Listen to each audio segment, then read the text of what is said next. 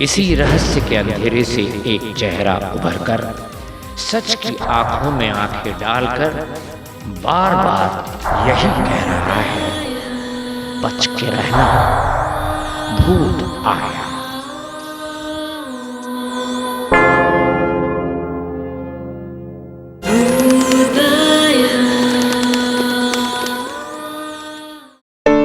Darling, कल तक वापस आ रहा हूं, ओके?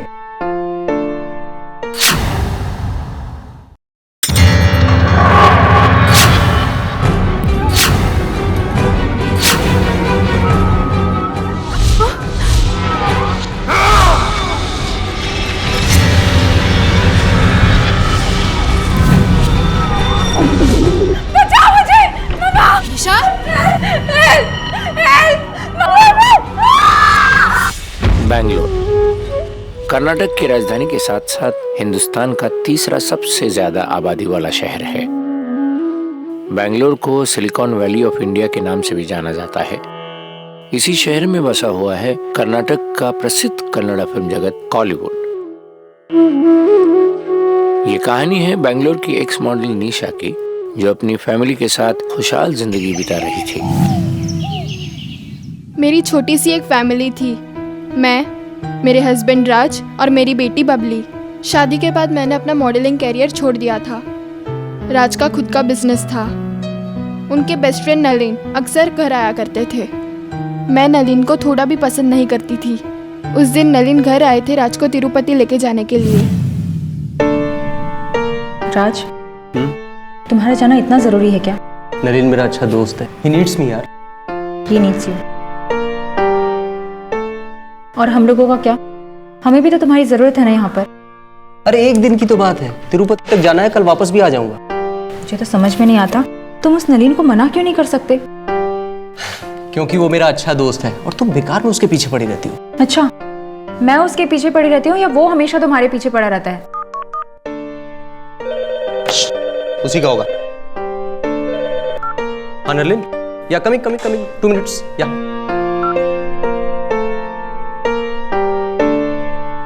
डार्लिंग, कल तक वापस आ रहा हूं, ओके? पापा जल्दी आना, I will miss you. I will miss you too baby. चले?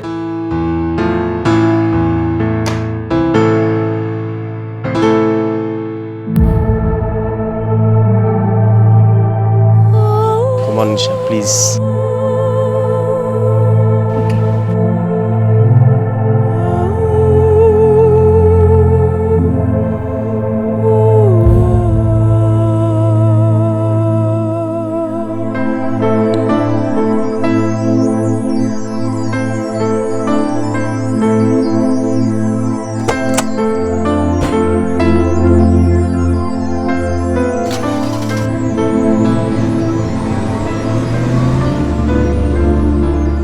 मेरे मना करने के बाद भी राज नलिन के साथ बाहर गए। वो अगले दिन रात को लौटने वाले थे। They were late as usual.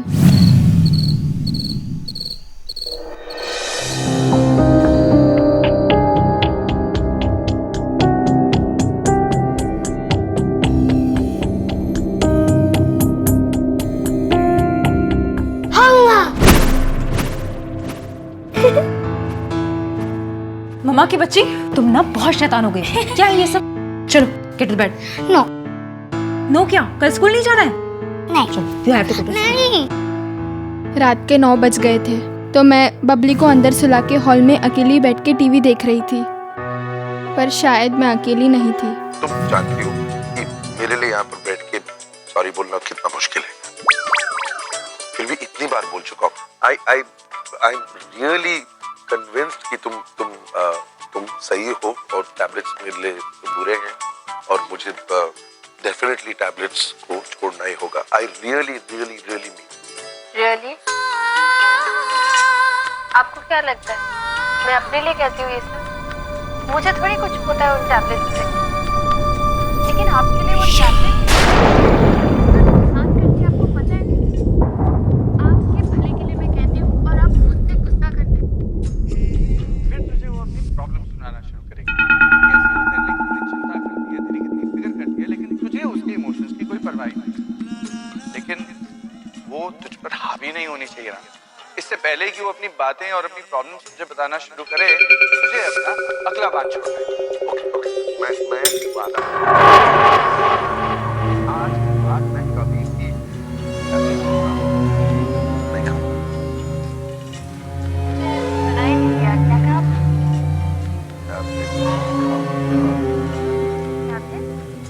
नहीं खाऊंगा। ओके। ये अपना लास्ट राउंड ऑफ फायर तुझ पर फायर मारेगी, क्योंकि इसके बाद वो अपने आप शांत हो जाएगी और जंग जीत लेगा ना। लेकिन पता है क्या, ना भी क्यों ना कह सकते,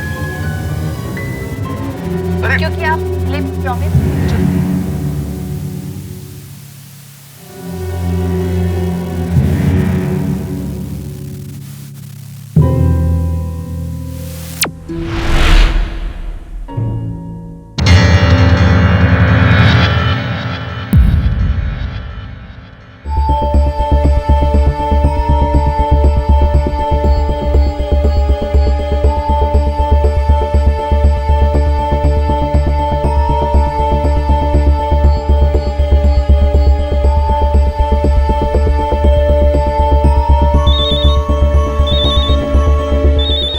मुझे न जाने क्यों डर सा लगा था। उस दिन जब फ़ोन की घंटी बजी, मेरी तो हार्ट बीट बढ़ गई। वैसे तो दिन भर फ़ोन आते रहते हैं, लेकिन उस रात उस फ़ोन की वजह से मेरी और मेरी बेटी की ज़िंदगी हमेशा के लिए बदल गई।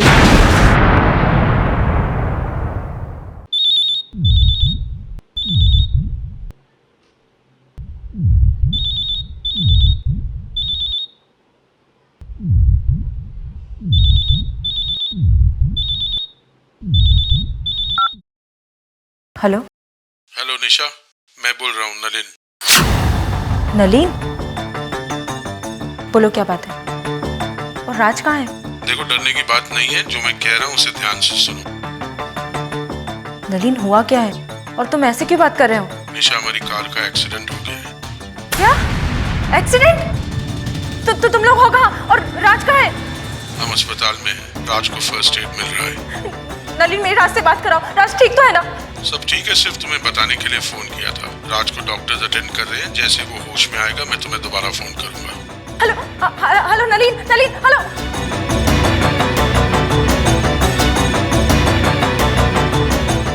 निशा का फोन आया था, वो कुछ घबराई हुई सी थी। उसने हमें एक्सीडेंट के बारे में बताया और हम फौरन घर से निकल पड़े। और रास्ते में हमें एक और बुरी खबर मिली। और कुछ कहा निशा ने? यही कि राज बिल्कुल ठीक है, उसका इलाज चल रहा है। हेलो जी, क्या? पापा, अच्छा वो आप लोग आ गए। अभी थोड़ी देर पहले एक फोन आया था और बोला कि राज और नलिन का एक्सीडेंट हो गया है। लेकिन डरने की कोई बात नहीं है, राज और नलिन दोनों ठीक है ना? उन लोग को फर्स्ट एड मिल गया है। मामा, पापा, हम लोग एक काम करते हैं, हम लोग ना जल्दी से हॉस्पिटल चलते हैं, हम लोग जाके देख लेते हैं, इससे पहले कि सिचुएशन बिगड़ जाए वहाँ पे चले जाते हैं ना। मामा बेटा, मामा एक काम करिएगा मेरा, बबली के पास आप रहिए, उसको संभाल लीजिएगा। हाँ, कुछ जरूरत पड़ी तो पापा चलिए देखते हैं। चलिए ना, जल्दी से पहले लेट हो जाए। चलिए ना पापा। बस निशा, बस कर, राज छोड़ के चला गया हमेशा के लिए, मर चुका है वो।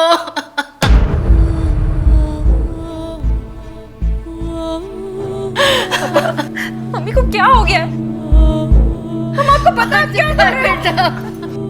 पापा, अभी थोड़ी देर पहले नलिन का फोन आया था, उसने मुझे बताया कि राज ठीक है, राज को फर्स्ट एड मिल गया, वो हॉस्पिटल में है। सब कुछ ठीक हो जाएगा। नहीं बेटा, नहीं, ऐसा हो ही नहीं सकता। नलिन तुम्हें कैसे फोन कर सकता है? क्यों नहीं कर सकता पापा नलिन फोन? क्योंकि नलिन मर चुका है, उन दोनों की स्पॉट पर ही डेथ हो गई थी।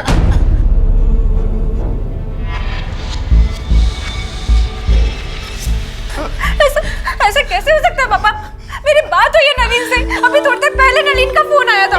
बच्चे, अपने आप को संभालो मेरी बच्ची। फोन आया था नलिन का। हेलो निशा, हेलो निशा, हेलो निशा, फिर जब न्यूज़ कंफर्म हुई, मेरी और बबली की तो जैसे पूरी लाइफ बर्बाद हो गई। और ऊपर से किसी की मौजूदगी का एहसास होने लगा, जैसे हर वक्त कोई मेरे साथ हो, कोई हर वक्त मेरे आसपास है। मुझे तो ऐसा लगने लगा कि राज हमारे पास आ गए।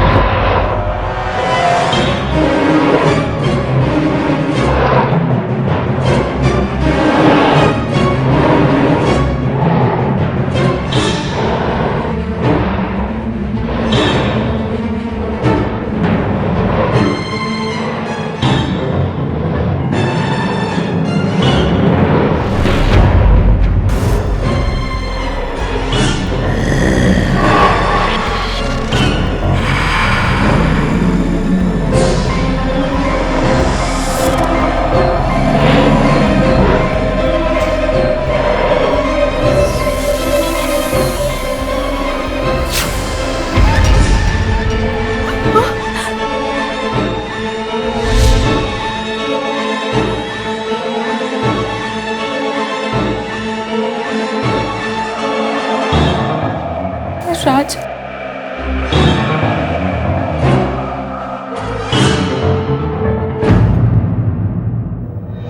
कहाँ है मेरा बबली बेटा? बबली किधर गई? कहाँ छुप गई? इधर है। हाँ बबली, अरे नानू को हरा के छोड़ेगी क्या? कहाँ है तू? अरे बबली बेटा कहाँ हो? ए बबली नानू को बहुत सताती है। हाँ किधर गई बबली? ए किधर है किधर है किधर गई बबली? इधर। हाँ अरे मेरी बबली बहुत शैतान हो गई है। मैं भी तुम्हारा नानू हूँ, पकड़ लूंगा। बबली अभी पकड़ने को आया मैं, आया बबली को पकड़ने आया। बबली किधर है किधर Babli?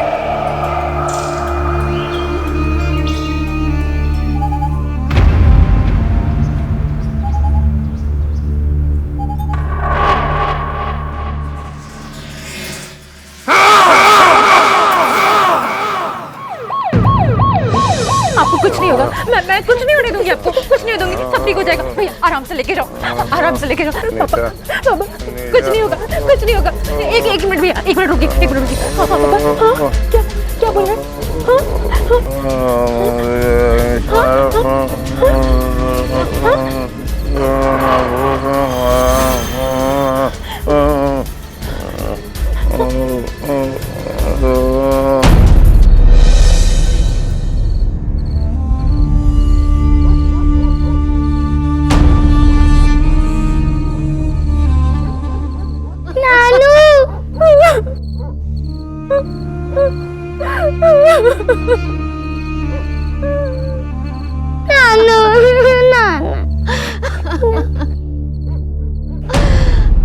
We had not even gotten over राज कि डैड की डेथ हमें फेस करनी पड़ी। एक के बाद एक मुश्किलें हमें घेरती गई, बट एक बात मुझे बार बार सताती थी। क्या कहना चाहते थे डैडी मुझसे? वो क्या एक बात थी जो बोलना चाहते थे?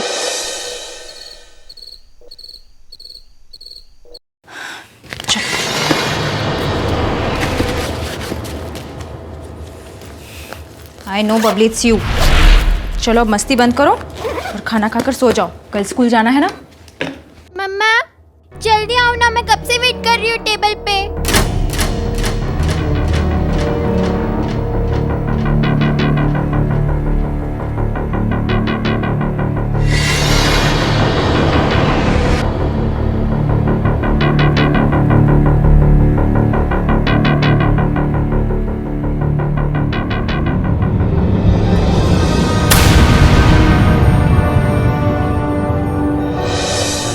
इन सब बुरे हादसों के बाद मैं एक तांत्रिक से मिली।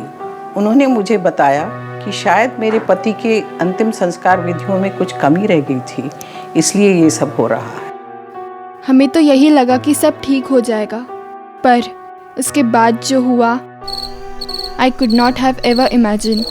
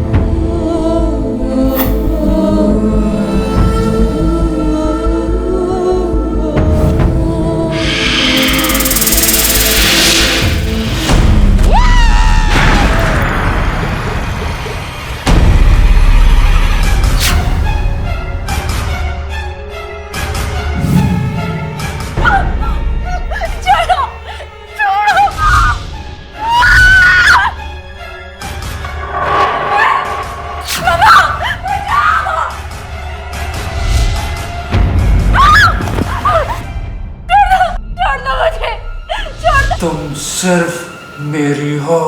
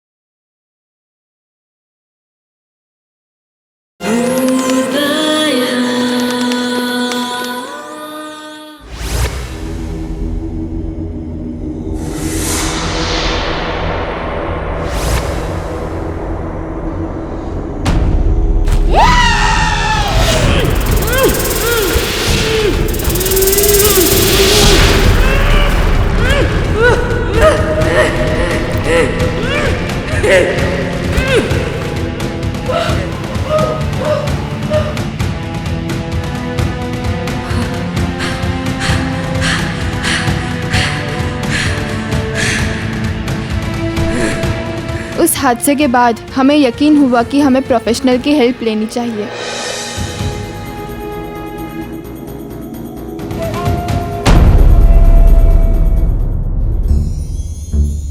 इंटरनेट के ज़रिए मुझे इंडियन पैरानॉर्मल सोसाइटी के बारे में पता चला। जब मेरे पास पहली बार निशा का ईमेल आया, उसे पढ़ के ऐसा लगा कि निशा की परेशानी आम लोगों की परेशानी जैसी है।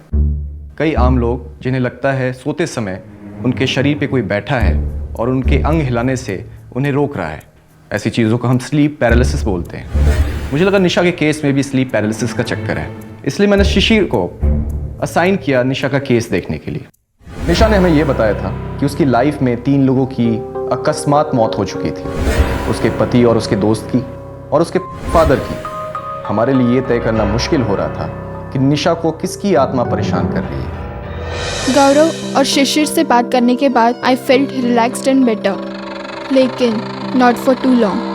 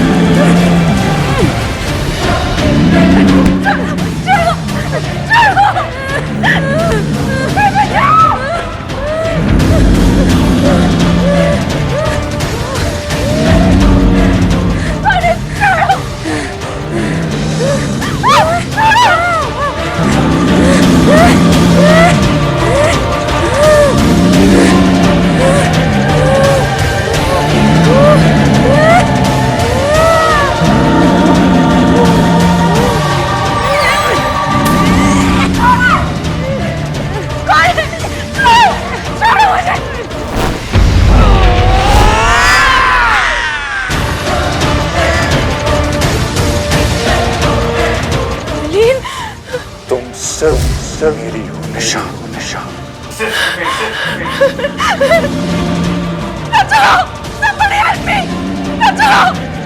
कोई तो नहीं कर सकता, कोई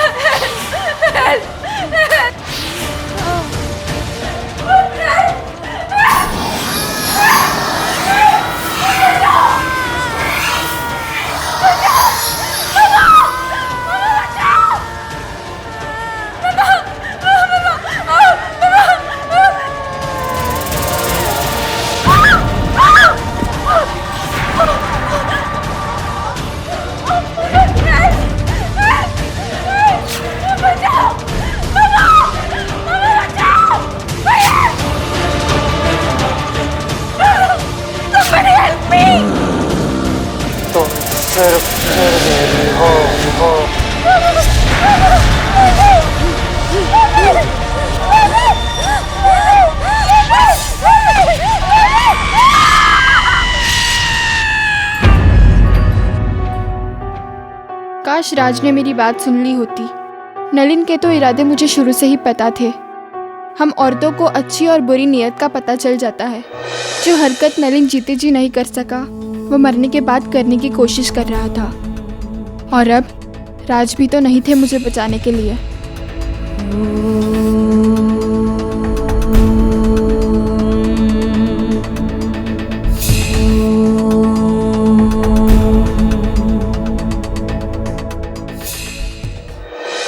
आखिरकार उस स्पिरिट ने खुद को मैनिफेस्ट किया और हमारा शक भी सही निकला। वो स्पिरिट और कोई नहीं बल्कि निशा के पति का मित्र ही था। एक बार जब ये क्लियर हो गया तो हमने निशा की ट्रेनिंग को और बढ़ा दिया। अब निशा के बिलीफ सिस्टम पर हम काम कर रहे हैं। देखा ये गया है कि जब इंसान खुद में स्ट्रांग होता है तो किसी भी तरह का स्पिरिट उससे अटैच नहीं हो सकता है।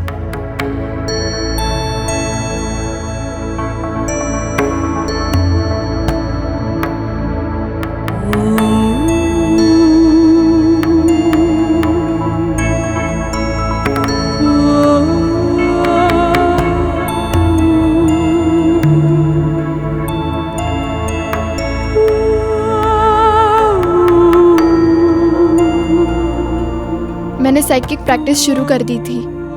मुझे पता था कि नलिन मेरे ऊपर कभी भी अटैक कर सकता है।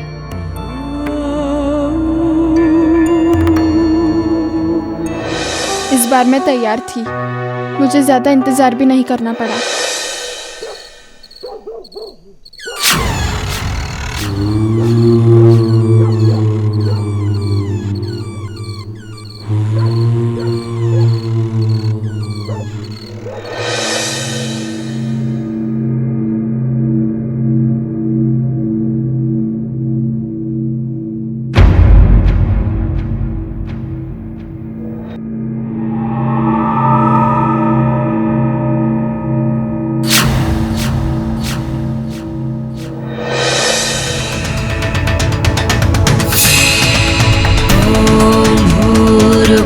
स्वाहा तस्य वितुर्वरेण्यं भर्गो देवस्य धीमहि धियो यो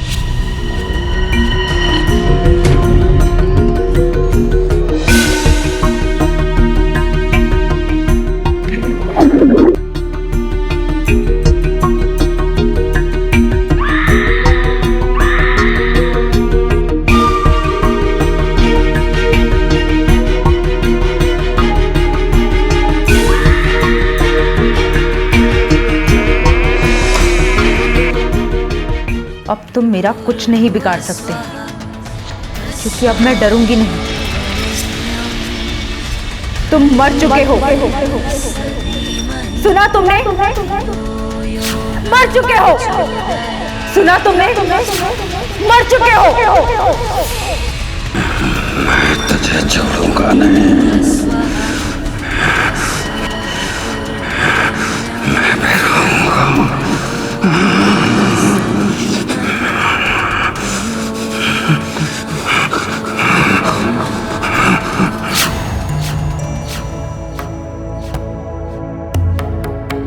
मैंने एक लड़ाई तो जीत ली है, पर मुझे पता है कि जंग अभी जारी है।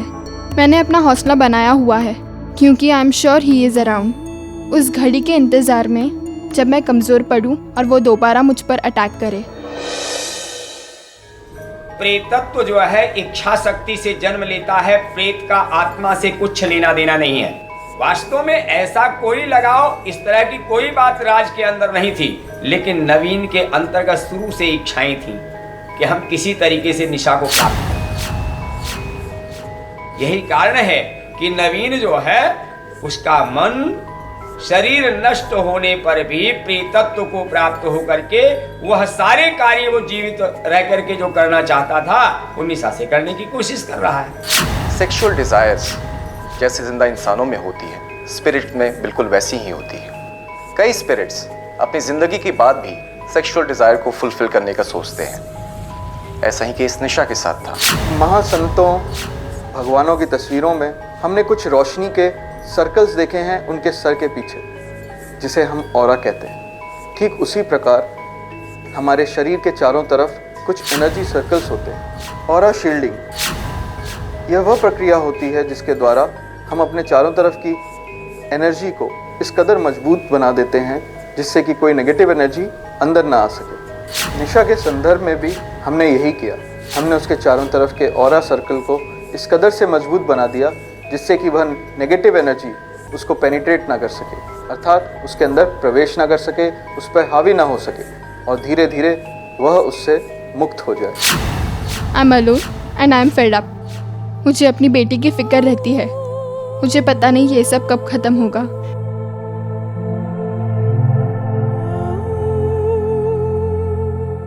निशा आज हमसे ट्रेनिंग ले रही है और उसके साथ हो रहे अत्याचार बहुत कम हो चुके हैं। उस स्पिरिट का आना जाना भी उसकी लाइफ में कम हो चुका है। एक दिन ऐसा आएगा, मैं पूरी यकीन के साथ कह सकता हूँ कि निशा को इस दिक्कत से हमेशा के लिए निजात मिल जाएगा। मैं गॉड से हर रोज प्रे करती हूँ कि ये सब जल्दी खत्म हो।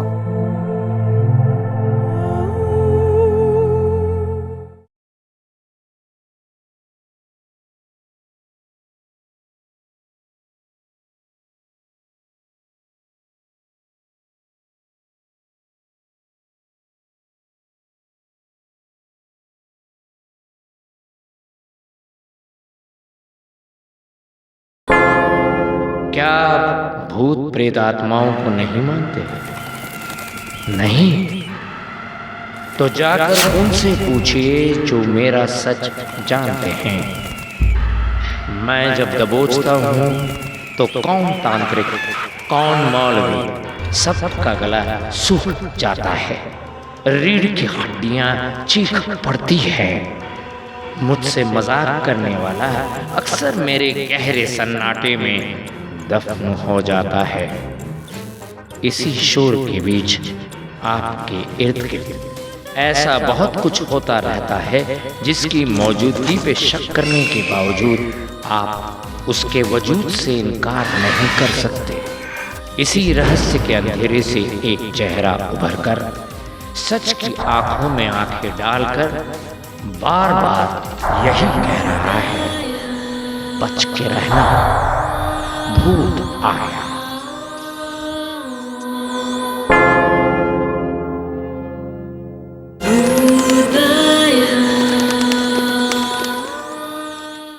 ये रोज नहीं होता कि अपने ऊपर हमला करने वाले शत्रु को आप देख भी ना सके। बेचारी निशा के ऊपर जब ऐसी अनदेखी दुविधा ने वार किया, उसने अपने हौसले और इच्छा शक्ति से उसका डटकर सामना भी किया और विजय भी पाई।